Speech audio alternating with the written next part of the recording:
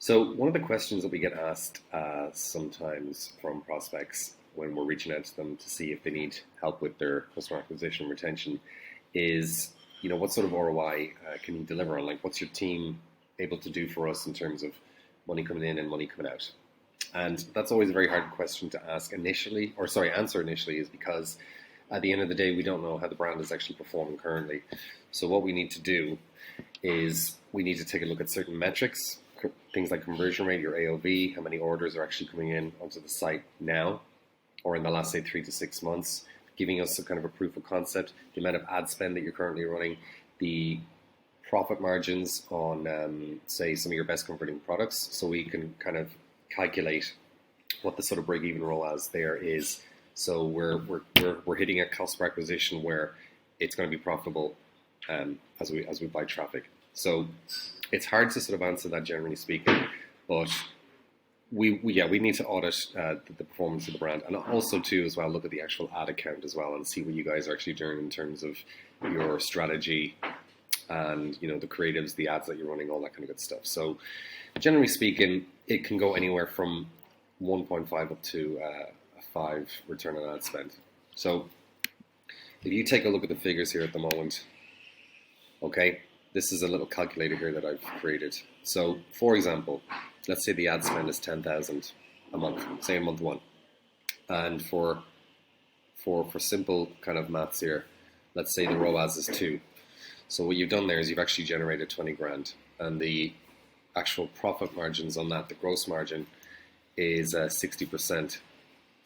So that is actually a cost of 8 grand.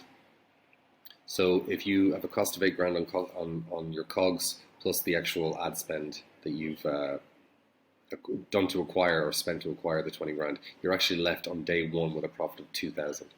Okay, so that doesn't seem like a whole lot, but if you then equate the idea of average order value, let's say it's 60, that'll leave us with a cost per acquisition of 30, okay, because it's a 2 ROAS, all right?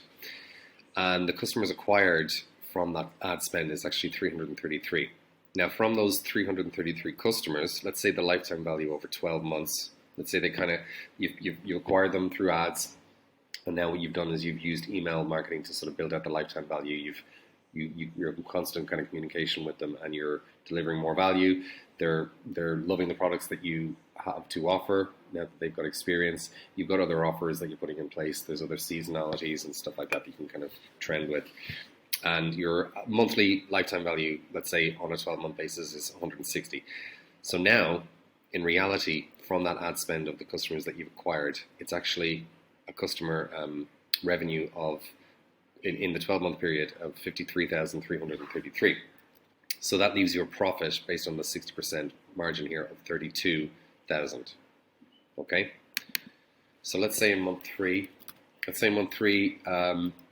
you are able to generate a 3 ROAS because you've acquired more data, you know what creatives are working, you focus more in on what works, and you scale up on that, and now you're able to sort of manage a 3x ROAS. So with the same figures here of 10,000 spend, 60% of gross margin, now you've hit 30 grand from the 10k ad spend. That the cost of those products and shipping and handling and stuff like that is 12 grand. Now the day profit is actually for acquiring those customers is actually now 8 grand. Okay, but using the same figures here of average order value, we stick to the 60. Okay, even that can be improved, by the way, as well. That can be definitely improved as well with conversion rate optimization. You can upsell, cross-sell, that kind of stuff. You can make that even higher again. But let's say we stick with those figures. 60. Now the cost per acquisition is lowered. Okay, and we've acquired more customers because of that spend. All right, and that ROAS. So now what that looks like now is 160 of lifetime value on the 12-month period. That now actually looks from the 10k spent to acquire these new customers, that actually looks more like 80,000 in the kind of long term, and with a profit margin of 48. So you can see how that sort of works out. Okay, that's the kind of calculation we can kind of use here.